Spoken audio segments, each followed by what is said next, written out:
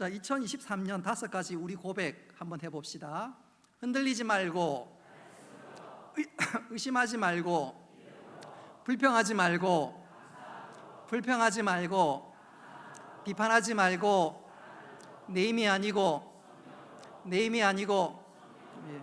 올 한 해 이 고백으로 승리하며 믿음의 아름다운 역사를 이뤄나가기를 주님의 이름으로 축복합니다. 오늘 이 시간 기이한 도우심을 얻으라 라는 제목으로 말씀을 전하도록 하겠습니다. 우리가 오예배 때 역대기상 또 역대기하 쭉 살피고 있습니다.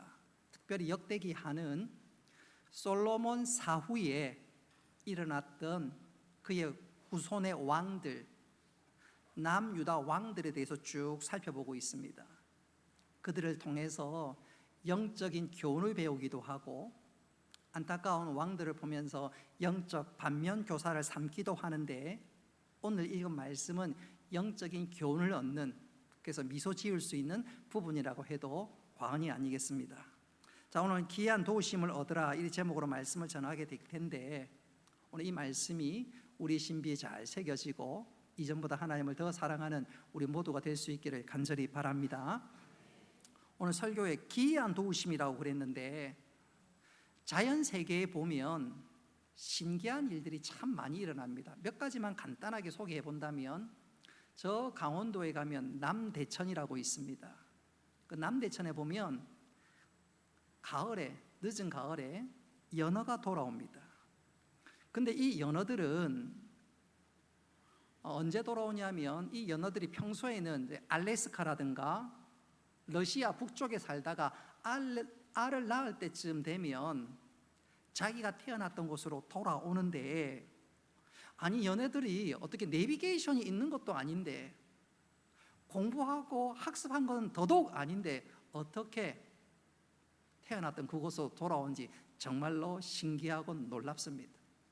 그것뿐만 아니라 여러분, 장어를 좋아하지요. 우리나라 뱀장어는 평소에 강가에서 놀다가 알을 낳으러 어디를 가냐면, 대한민국 강을 떠나서 남으로 갔다가 어디까지 가냐면 대만을 지나서 필리핀 깊은 해구까지 내려갑니다.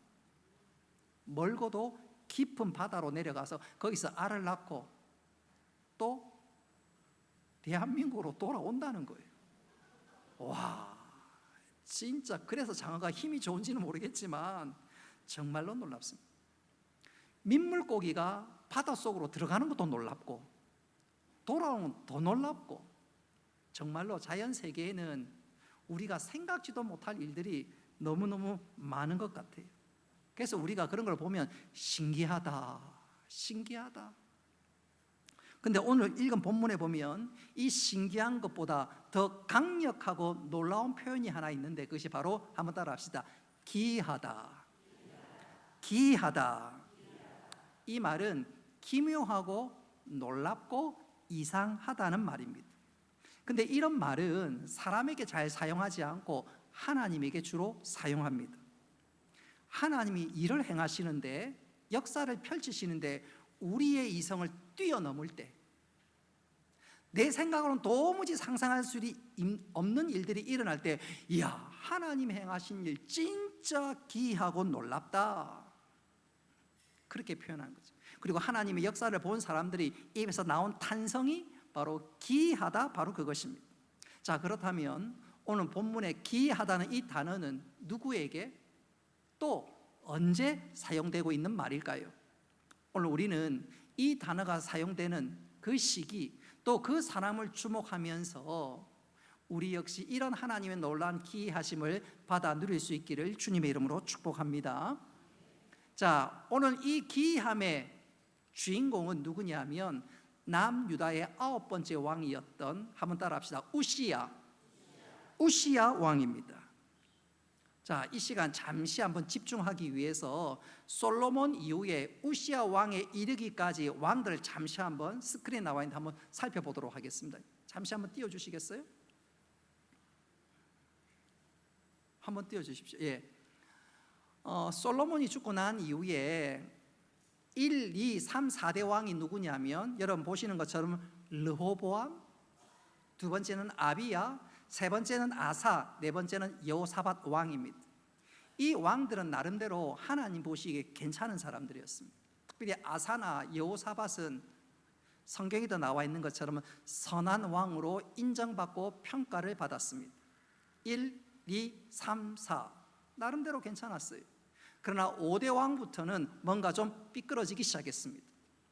5대 왕 여호람, 6대 왕 아하시야, 그리고 아달랴 왕은 여왕이기 때문에 제가 괄호를 쳤습니다. 7대 왕 요아스, 8대 왕 아마샤, 하나같이 하나님 보시기에 하나님께서 고개를 돌릴 만한 범죄에서 하나님의 진노를 샀던 왕입니다. 그리고 드디어 오늘 읽었던 9번째 왕 우시야가 왕위에 등극하게 됩니다. 이때가 주전 790년경으로서 그가 왕위에 오를 때 좀 오늘 읽었던 말씀 조금 독특한 표현을 하고 있는데 우리 1절 말씀 우리 같이 한번 읽어보도록 하겠습니다. 시작.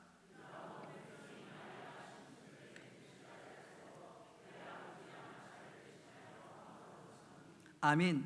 자, 오늘 1절에 보니까 유다 온 백성이 우시야를 왕으로 삼았다 그랬습니다. 일반적으로 왕자를 왕위에 세울 때는 백성들이 관여하지 않습니다. 그런데 오늘 읽었던 말씀에 보니까 백성들이 우시야를 왕위에 옹립하는 데 있어서 적극적으로 역할을 하고 관여를 하고 있습니다. 왜 그런가? 우시야 앞에 있었던 5대, 6대, 7대, 8대 거기에 중간에 악한 여왕이었던 아달랴까지 포함하면 이들은 왕으로서의 역할들을 못하고 하나님의 진노를 사니까 우시야마저 이상한 짓을 벌리면 안 되겠다 싶어서 백성들이 우시야가 왕위에 오를 때 이 사람 진짜 하나님께서 인정받을 만한 사람인지 관여했다는 것입니다. 그리고 그런 사람을 왕위에 세우는 것이 합당하다고 생각해서 드디어 왕위에 올랐던 자가 우시야입니다. 백성들의 인정받는 것도 중요하지만 이 우시야는 백성에도 인정받았지만 하나님 앞에서도 선한 평가 인정을 받습니다. 4절에 한번 보십시오. 4절에 보면 이 우시야가 여호와 보시기에 정직히 행하여, 또 5절에 보면 그가 하나님을 찾았고 그랬습니다. 백성들이 인정한 것처럼, 아니 하나님 보시기에 그는 하나님께 인정받았던 사람이었습니다. 그의 선대의 왕들이 5대, 6대, 7대, 8대가 하나님 보시기에 악했던 왕이었던 반면에 그는 하나님 앞에 인정받고, 또 그의 선대의 왕들이 심지어 선지자도 죽이는 일들도 있었지만 그는 그러지 않았습니다. 우상 숭배도 하지 않고 전심으로 하나님을 찾았더니 하나님께서 그를 인정해 주셨습니다. 특별히 그가 여러 업적을 남기는 것 많이 남겼는데 그 중에 돋보이는 업적 중에 하나가 2절에 보면 엘롯을 찾았다 그랬습니다. 이 엘롯은 곧 지도를 보겠습니다. 지도를 보시면 이 엘롯은 엘랏이라고도 부를 수가 있습니다. 엘롯, 우리가 뭐 한양 그리고 뭐 서울 하는 것처럼 엘롯, 엘랏 같은 말입니다.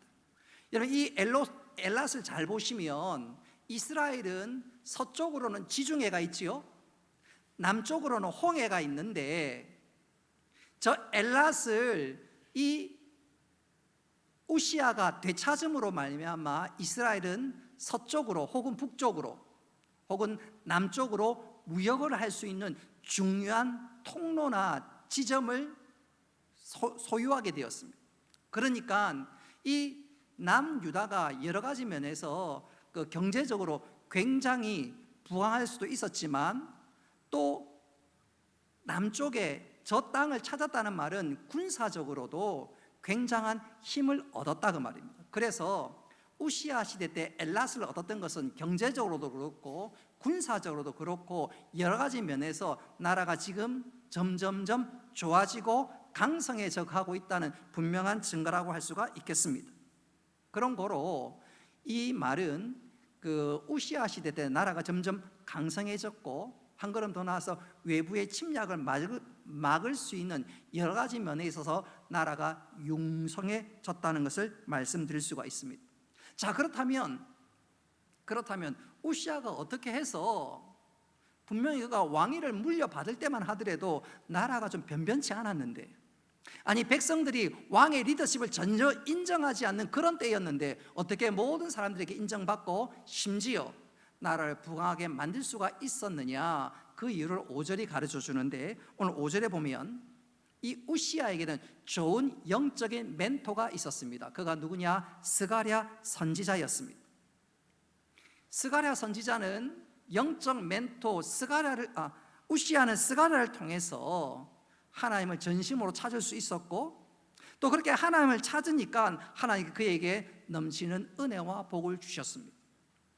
여러분, 오늘 제가 어린아이 예솔이를 위해서 기도했는데, 여러분 기도하는 중에 제가 빠지지 않는 기도 제목 중에 하나가 하나님 이 아이의 평생 좋은 목사님을 만나게 해 주시옵소서 그렇습니다. 제 밑에서 평생 신앙생활하면 좋겠지만 뭐 시집갈 수도 있고 이사 갈 수도 있고 멀리 외국에도 갈 수 있겠지요. 그럼 어떻게 되냐면 좋은 목사님을 만나요. 그리고 좋은 목사님을 통해서 귀한 말씀을 듣고 그 말씀으로 아멘 붙잡고 살 때 하나님께서 그 말씀의 은혜와 복을 주시는 줄 믿으시기를 바랍니다. 그래서 제가 좋은 목사님 만나게 해달라고 그래 기도하는 거지요. 오늘 우시아 보십시오. 그는 정말로 좋은 영적인 멘토를 만났습니다.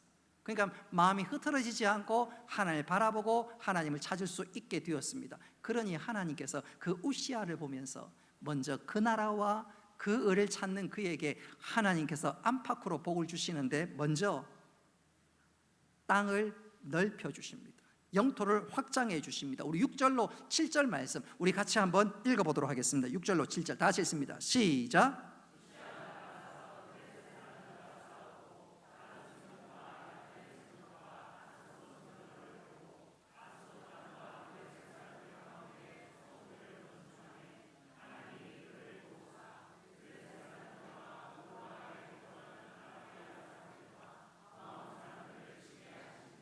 아멘. 자, 전쟁에서 우시아가 승리했고 한 걸음 더 나가서 영토를 확장해 나갑니다. 이것은 무엇을 뜻하냐면 만군의 하나님께서 남유다 백성들과 함께 하시고 그 모든 것을 주셨다는 말입니다.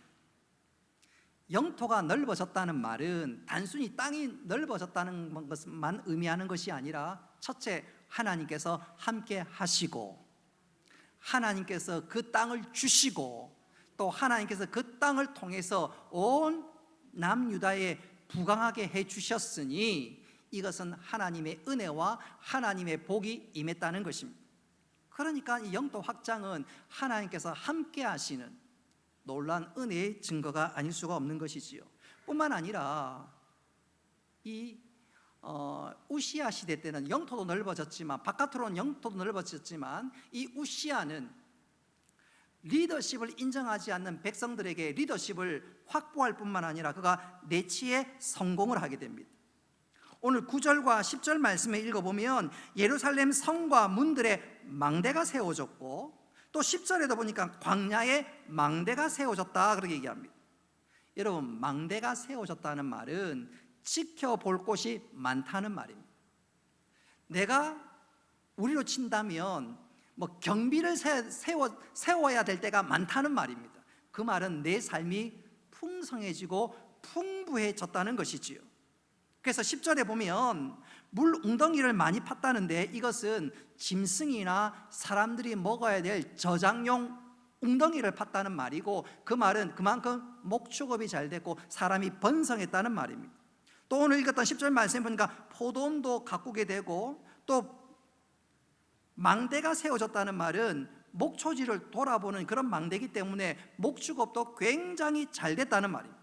한마디로 우시아 시대 때 농업이 잘 됐다는 말입니다.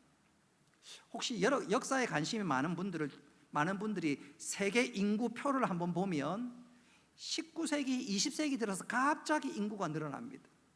여러분, 인구가 늘어나는 가장 중요한 이유 중에 하나는 뭐냐면 산업혁명이 일어나면서 옛날에는 쟁기로 땅을 파고 뭐 어떤 사람의 손을 힘을 빌어서 농사를 했는데 산업혁명을 통해서 도구나 기계가 발달되고 또 화학비료가 발달되면서 먹을 음식이 너무너무 많았어요. 그러면서 인구가 폭발하게 되는데, 자, 오늘 우시아 시대 때 농업이 잘 됐다는 말은 그만큼 인구가 늘어났다는 말이고 나라가 안정되었다는 말입니다. 자, 우시아 시대의 첫 출발은 너무너무 형편없었는데 이 우시아 때 갑자기 나라가 부강하기 시작합니다. 그 이유가 방금 어디에 있다 그랬지요? 어디 있다 그랬지요? 방금 말씀드렸잖아요. 어디 있다 그랬어요? 그가 영적 멘토 스가랴를 옆에 두고 하나님의 뜻을 찾고 하나님 뜻대로 사니까 하나님께서 여기 복을 내가 주겠노라. 여러분, 하나님을 가까이 하고 말씀을 가까이 할 수 있기를 바랍니다. 저 얘기를 해서 죄송합니다만은 여러분 신앙생활 잘하면 한번 따라합시다. 목사님과 친하자. 목사님과 친해야 합니다. 여러분, 여러분들이 저를 안 좋아하면 설교할 때 아이고 목사님 자기나 잘하라지 그렇게 됩니다. 여러분, 목사가 리더십을 잃어버리고 장로가 리더십을 잃어버리면 교회가 흔들흔들합니다. 근데 교회 올 때마다 목사님 보면 좋고 장로님 오면 막 기대고 싶고 권사님 계시면 막 달려가서 안기고 싶고 새신자가 오면 흐뭇해하고, 여러분 그런 교회가 좋은 교회인 줄 믿으시기를 바랍니다. 그래서 교회가 은혜가 충만하려면 제일 먼저 목사와 관계가 좋아야 합니다. 여러분, 제가 좋아 보이나요? 제 얘기가 하는 게 아닙니다. 목사와 관계가 좋아야 됩니다. 장로와 관계가 좋아야 됩니다. 교인들과 관계가 좋아야 합니다. 그럴 때 교회만 오면 기쁘고 감사하고 교회만 생각하면 미소가 지어지고 그래 내 영적인 생활이 풍성해집니다.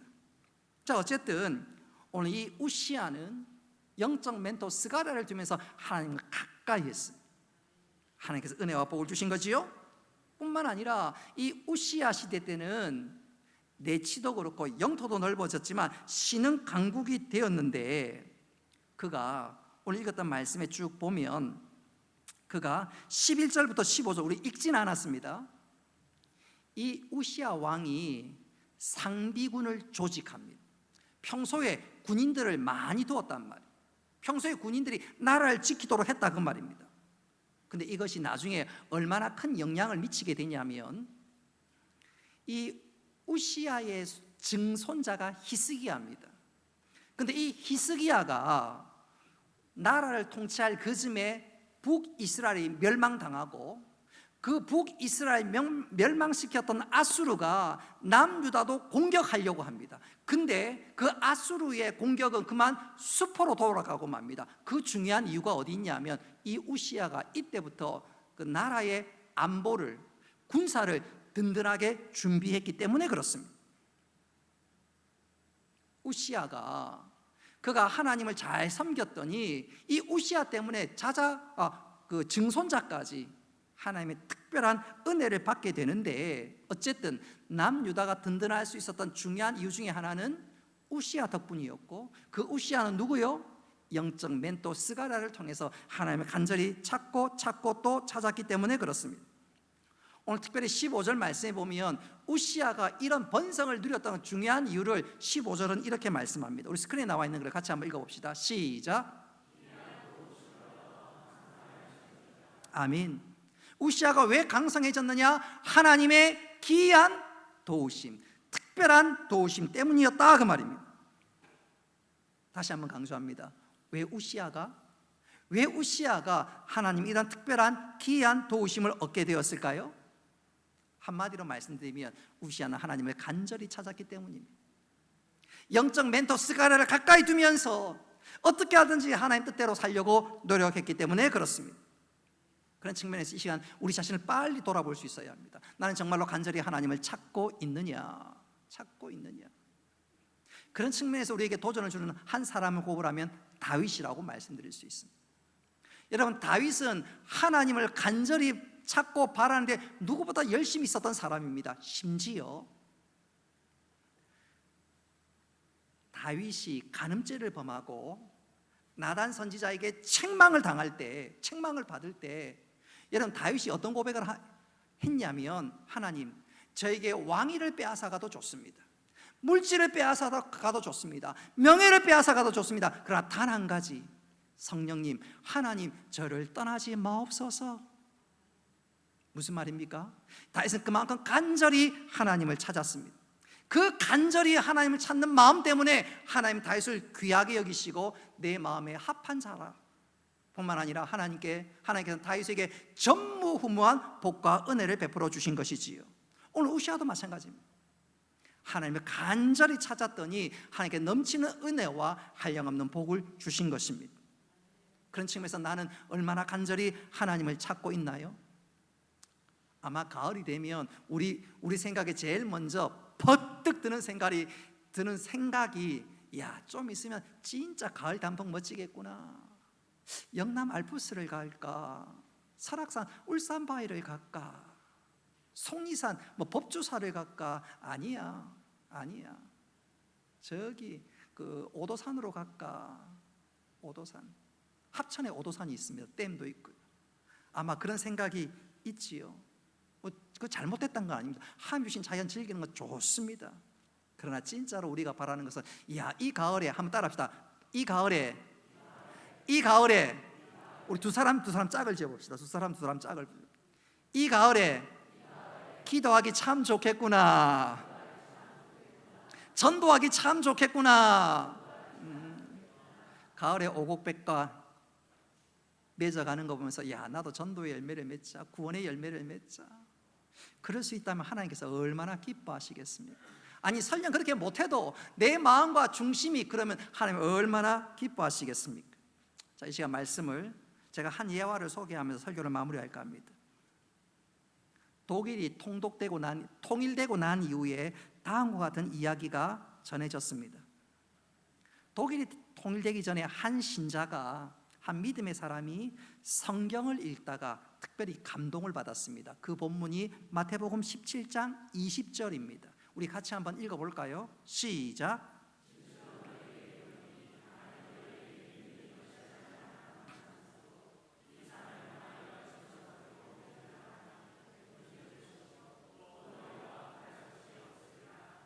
아멘. 믿음이 있으면 이 산도 옮겨지리라. 그래서 그가 이 산이라고? 그럼 저 베를린 장벽도 내가 기도하고 구하면 무너질 수 있겠네? 그리고 베를린 장벽 앞에서 기도합니다. 하나님, 무너지게 하옵소서. 여러분, 어떤 일이 일어났을까요? 아무 일도 일어나지 않았습니다. 낙심이 되었습니다. 왜 그럴까? 분명히 나에게 감동 준 말씀인데 다시 읽어보니까 예수님은 네가가 아니라, 내가가 아니라 너희가 그랬습니다. 기도의 용사가 필요하다. 그래서 어떻게 하든지 사람을 끌어모았습니다. 기도의 동지를 모았습니다. 그리고 다시 한번 기도했습니다. 어떤 결과가 일어났을까요? 아무런 결과가 일어나지 않았습니다. 근데 다시 말씀을 보니까 이 산이 당장 옮겨지는 것이 아니라, 읽은 말씀 보면 옮겨질 것이요 그랬습니다. 그제서야 깨달아, 모든 때와 기한은 누구의 손에? 하나님 손에 달려 있구나. 전심으로 하나님 바라보면서 기도하고, 그 기도하고 난 이후 얼마 있지 않아서 진짜로 베들린 장벽이 무너졌습니다. 1989년 11월 9일 날 베를린 장벽이 무너졌습니다. 많은 사람들은 정치적인 논리와 미국의 입김 때문에 베를린 장벽이 무너졌다, 그렇게 평가를 내리겠지만 그 배후에는 믿음의 사람의 기도가 있었는 줄 믿으시기를 바랍니다. 한마디로 하나님께서 기이한 방법으로 도우셨다 그 말이에요. 기이한 도우심으로 도왔다 그 말입니다. 여러분, 하나님은 이때나 구약성경 이때나 베를린 장벽 때나 역사했던 것과 똑같이 우리에게 기이한 방법으로 도우길 원하십니다. 우리 화요일날 이숙자 권사님 귀 수술을 하는데 하나님 도와주셔야 되겠지요? 뿐만 아니라 우리 성도들 모든 사람 도와주셔야 되겠지요? 하나님은 기이한 방법으로 도우기를 기뻐하십니다. 누구에게 도와주실까요? 전심으로 하나님을 찾는 자. 오늘 우시아 보십시오. 전심으로 하나님을 찾았습니다. 다윗도 하나님을 전심으로 찾았습니다. 여호와를 앙망했습니다. 하나님께 그런 자에게 은혜를 베푸십니다. 은혜를 베푸십니다. 우시야 때 하나님께서 복 주실 뿐만 아니라 그를 통해서 많은 후손들이 엄청난 복을 톡톡히 누리지 않던가요? 이제 우리에게 기회가 주어졌습니다. 이 가을에 하나님 전심으로 한번 찾아봅시다. 특별히 내일부터 중직자들 한 주간 특별 기도해야 되겠지요. 중직자들 기도하니까 우리 재직들도 덧붙여서 기도하면 더 좋지요. 여러분, 이번 한 주간뿐만 아니라 내 평생에 하나님을 간절히 찾는 가운데 하나님이 기이한 도우심으로 우리 삶 가운데 역사하시고 하나님이 아니고선 도무지 설명할 수 없는 놀라운 은혜 가운데 살아가는 우리 모두가 되시기를 주님의 이름으로 축복합니다.